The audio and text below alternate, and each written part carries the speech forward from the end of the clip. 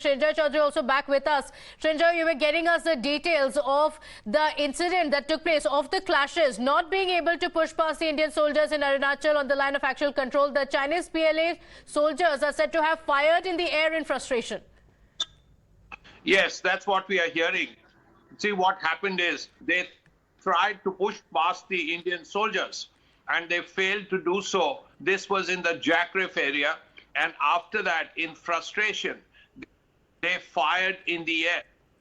Now, this was early in the morning, after 3 or 4 hours of a lot of pushing and shoving. Now, this was the time after the stone throwing that they, in frustration, fired in the air. We know because the shots were heard by the Indian side, and after all this happened, cartridges have been recovered. Now, cartridges have been recovered, and this shows very clearly that there was firing in the air by the PLA.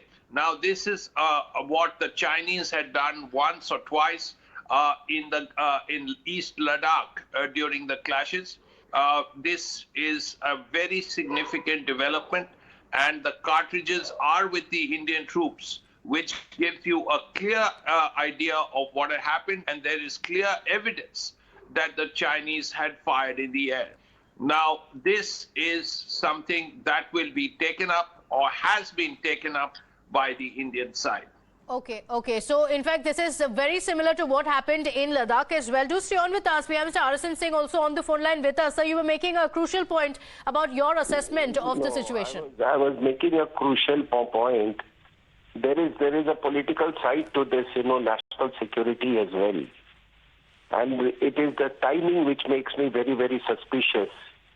Okay. And Mr. Kharge and the entire nation which is listening to me, including the honorable judges of the Supreme Court, kindly get this, ferret out from Mr. Sonia Gandhi as to what is the content of the MOU that she signed with China. Does that MOU also contain things like, we will help each other politically? Of course, because it was between two, political parties. And we all know that China, the Chinese Communist Party, is the government of China. So, Mr. Kharge, I would request him and the entire parliament and the entire honorable judges to please ferret out this because they have been overactive in matters of national security to the extent of advising the government as to what should be the gender composition of the army, etc., etc.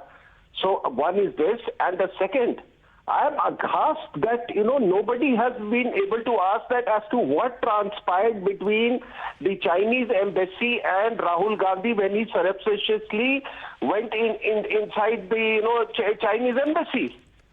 So this timing is very suspicious.